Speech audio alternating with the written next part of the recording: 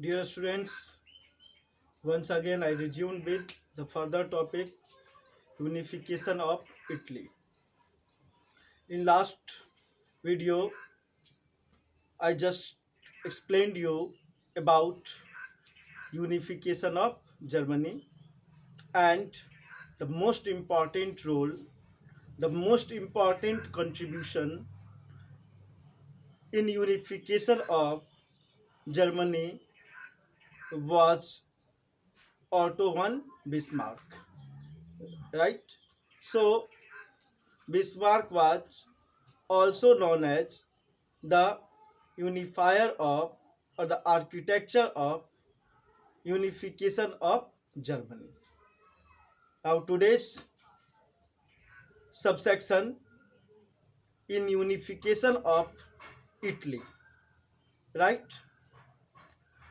Dear students, before we come to the top topic unification, it is necessary to understand the geographical divisions of Italy during that time, right?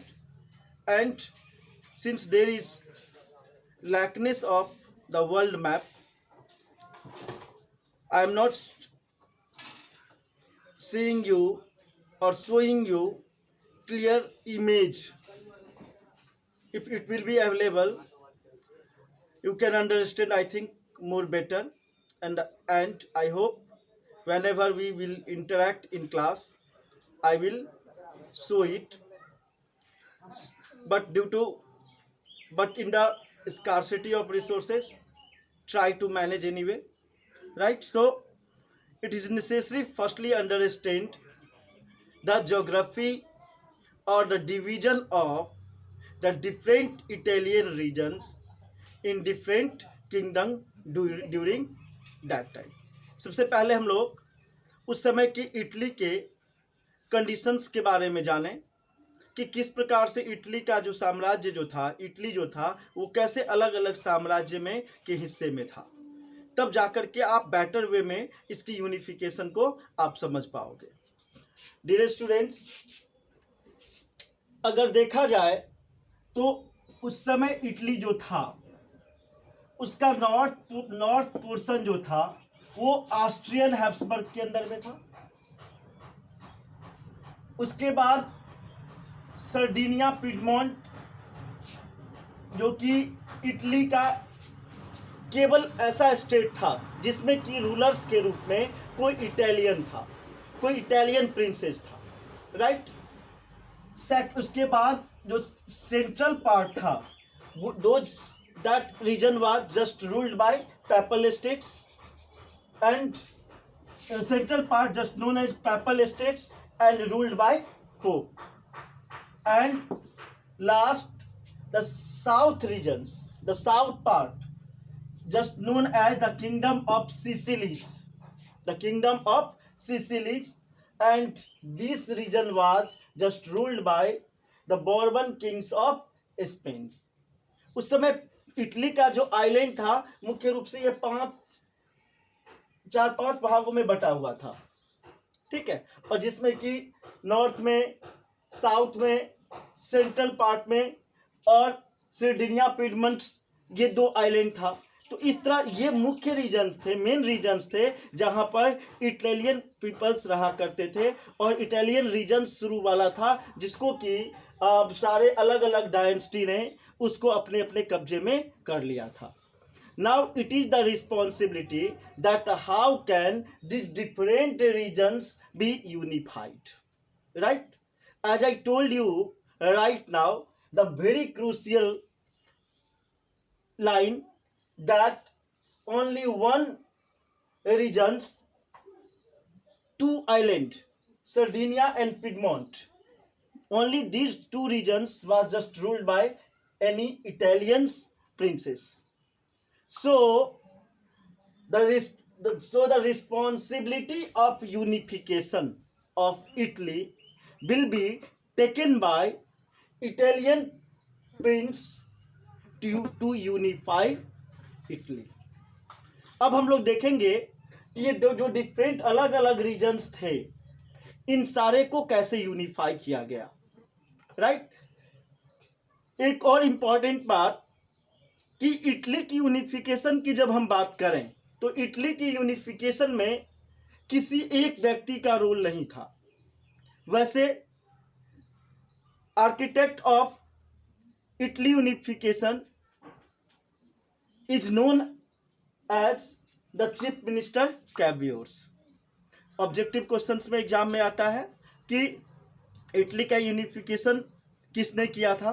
तो वैसे तो there were so many peoples were responsible for unifying the Italy, but the most important role as an architecture was Count the Caviors. Count the Caviors. Count the Caviors. Right?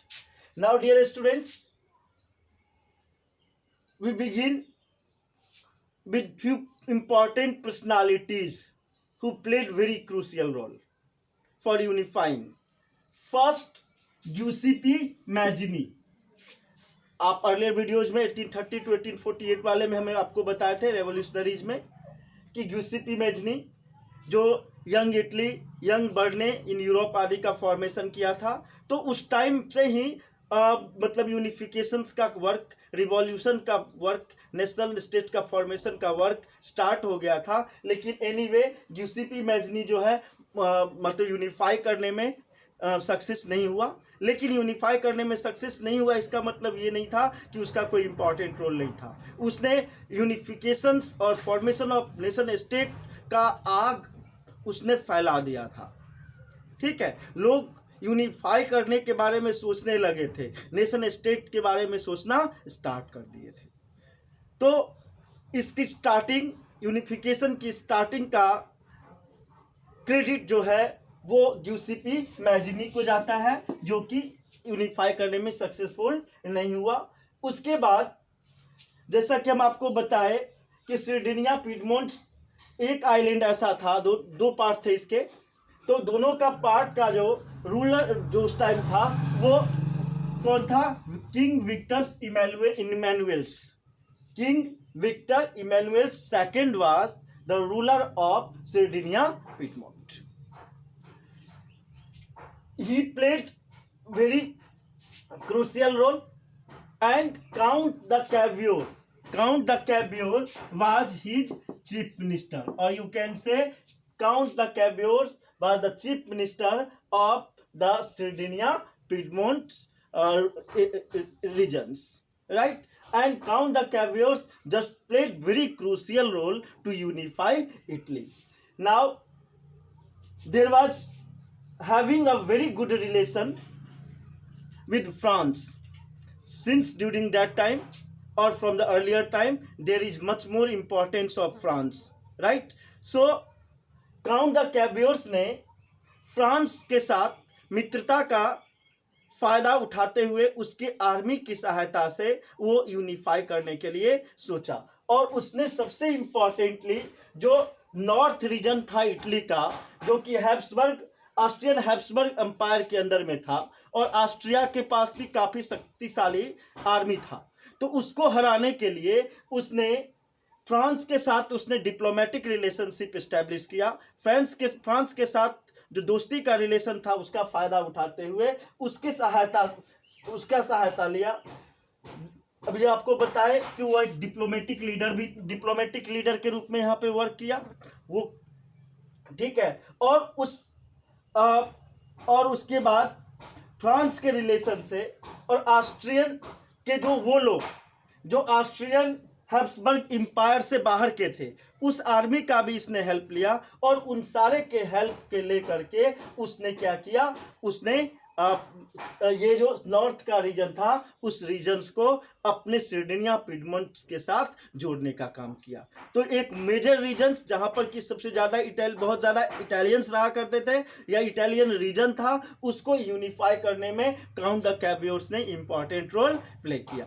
इसके बाद अगला देखते हैं, अगला नाम जो है वो गिउसेप्पे गैरिबाल्डी और गिउसेप्पे मैजिनी दोनों अलग अलग नाम है। तो ग्यूसिपी मैजिनी स्टार्टिंग में था, अर्लियर में था, और उसके बाद अब देखते हैं ग्यूसिपी गैरिबाल्डी। गैरिबाल्डी का भी बहुत ही क्रूशियल रोल था, क्योंकि वो लोकल पीपल्स को, कॉमन पीपल्स को, पीजेंट्स में, उसमें उसकी बहुत ज़्यादा पॉपुलैरिटी थी। ठीक है, वो एक लिबरल लीडर्स था। काउंट द कैबियर्स एक लिबरल लीडर्स नहीं था, वो एक डेमोक्रेट्स भी नहीं था। वो क्या था, वो तो प्राइम मिनिस्टर था, सॉरी वो चीफ मिनिस्टर था। ठीक है, वो ऑफिशियल था, एडमिनिस्ट्रेटर था। लेकिन ग्यूसिपी गैरिबाल्डी वो क्या था, एक मतलब लिबरल लीडर था, और जिसका कि जो साउथ रीजन था, और साउथ रीजन्स में किंगडम ऑफ टू सिसिलीज वहाँ के किसानों को यूनिफाई करने में, किसानों को इन्फ्लुएंस करने में, और उसको उनको नेशनलिज्म के लिए उकसाने में, बहुत ज़्यादा उनको यूनिफाई करने में, उनको कलेक्ट करने में, उनको गैदर करने में बहुत क्रूशियल रोल उसने प्ले किया। और उसके बाद ग्यूसिपी Garibaldi with the support of local peasants he succeeded to drive out Spanish ruler। Means south region से स्पेनिश जो बॉर्बन किंग्स ऑफ स्पेन का वहाँ रूलिंग था, तो बॉर्बन किंग्स ऑफ स्पेन को वहाँ से भगाने में ग्यूसिपी गैरिबाल्डी का इंपॉर्टेंट रोल था। जब देखा गया अब हम इस ज्योग्राफी को अगर देखें तो नॉर्थ के रीजन्स का यूनिफिकेशन हो गया, उसके बाद साउथ रीजन्स को ग्यूसिपी गैरिबाल्डी के हेल्प से उसने क्या किया, यूनिफाई कर लिया।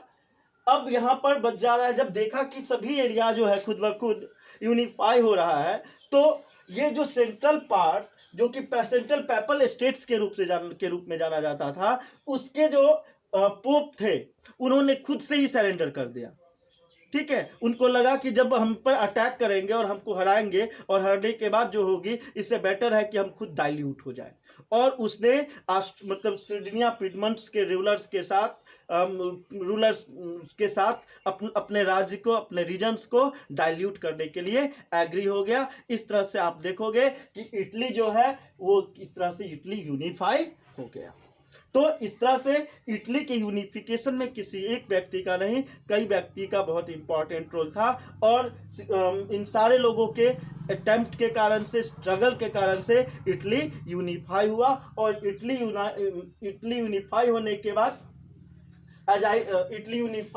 बाद जो है सर्डिनिया पिडमोंट्स का जो रूलर था किंग विक्टर इमैनुअल सेकेंड, उसको जो है न्यू यूनिफाइड इटली का रूलर डिक्लेयर किया गया। ठीक है, after the unification of Italy the king Victor Emmanuel second was proclaimed as the emperor of Italy. Now once again what would be the benefits for the people who just unified? तो unified होने के बाद king Victor इमैनुअल्स ने अपने regions में जो भी administrative reformation था उस पूरे को उसने वहाँ पे इम्प्लीमेंट किया, और मतलब वहाँ के करेंसीज में, वहाँ के लीगल्स में, वहाँ के एडमिनिस्ट्रेशन में बहुत सारे इम्प्रूवमेंट किए गए, और एक ऐसा गवर्नमेंट और एक ऐसा रूलिंग सिस्टम डिजाइन किया गया जिसमें कि पब्लिक का रोल इम्पॉर्टेंट बनाया गया। अब एक बात और यहाँ पर हम बताना चाहते हैं, just I want to say that those peoples just living in the south regions, many peasants who are just living in the south regions do not understanding the meaning of the revolutions, meaning of the unifications, right? For those people Italia, जिसको कि Italia का मतलब जो कि उस time के जो revolutionaries थे वो सारे ला इटालिया कहते थे, जैसे हम लोग जय वंदे मातरम बोलते हैं, मतलब नेशनलिस्ट सेंटिमेंट्स को जगाने के लिए, मतलब बॉन्ड को शो करने के लिए। तो वहाँ के लोग इतने इलिटरेट थे, उनको ये सारी चीज़ें इतनी भी आइडिया नहीं थे। उनके नज़र में इटालिया के लिए, जो इटली की यूनिफिकेशन के लिए जो ला तालिया जो स्लोगन यूज किया जाता था, तो ला तालिया का मतलब उनको ये समझते थे कि ये विक्टर इमैनुअल्स की वाइफ का नाम है। तो ऐसे लोगों को यूनिफाई करने में बहुत इंपॉर्टेंट रोल प्ले किया। किसने? ग्यूसेपी गैरिबाल्डी ने। तो बच्चों, इस तरह से आपने देखा कि हमने इटली को यूनिफाई कैसे किया।